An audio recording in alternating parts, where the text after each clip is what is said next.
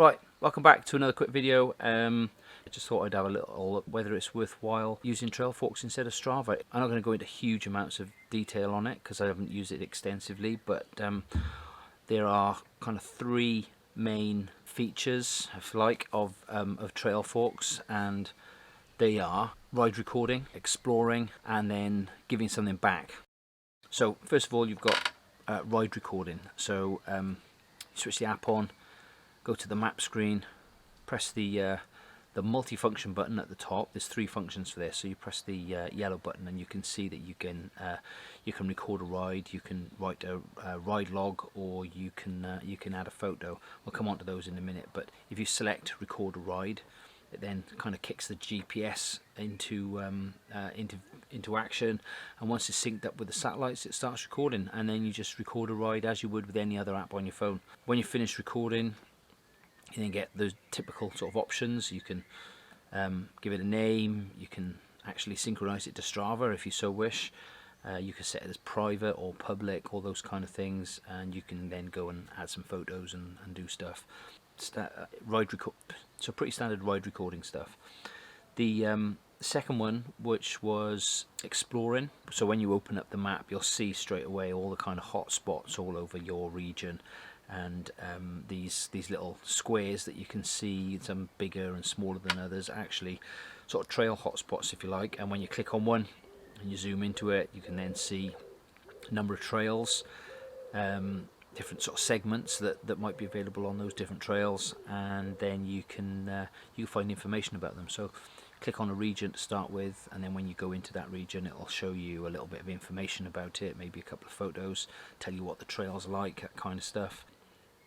You can then see the sort of elevation profile of it. You can see some information about what kind of features might be on there. It'll give it a grading, red, green, blue, whatever. And also you'll get a standard time on there. So you might see a segment and it'll tell you it takes X amount of minutes to do that segment. So it gives you an idea what to expect when you get there.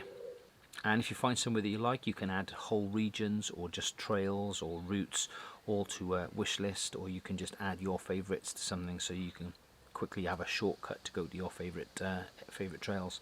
But I really like this because it shows you all the hotspots, so wherever you are in the country or in the world, I guess, if you've never been there before, you can kind of zoom in and out and you can see where all the different trails are, and very clearly see what sort of trail they are, whether it's like a bike park or cross country. And yeah, I think it's pretty good stuff.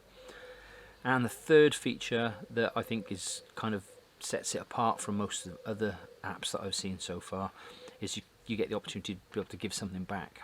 So when you go to a particular region, if there's a recognised trail building association in the region, so for instance Forest of Dean, there's the Dean Trail Volunteers. When you go to the Forest of Dean section on the map, you can go right in, and then you can actually see when you click on that you can now give a donation and all that money goes straight to the trail teams, which is great. I think that's fantastic. And the other way you can give back, which is something that's not available on the likes of Strava, is that you can write ride reports. So if there's a particular trail segment, route, whatever it might be, you can add some information to it, and you can see here there's a log of a number of different inputs that have been put in by different people, telling you whether something's wet or dry, whether there's trees down or whatever, and I think that's fantastic. Yeah, so I actually am really liking TrailForks. There are a few other features, so you have got access to things like leaderboards and stuff like that as well. Not quite as extensively used as Strava, so I don't know whether you'd want to go down that route or not. But yeah, I like TrailForks. I think I'm going to start using it a lot more often and give it a try. It'll obviously come into a lot more use when we start riding a bit further afield again, which unfortunately we haven't been able to do a lot recently. So yeah, so if you've been using TrailForks, then be great to hear your experiences below. I know a couple of people have used them from my Strava video, so yeah. So questions, thumbs up, subscribe, and I'll see you next time.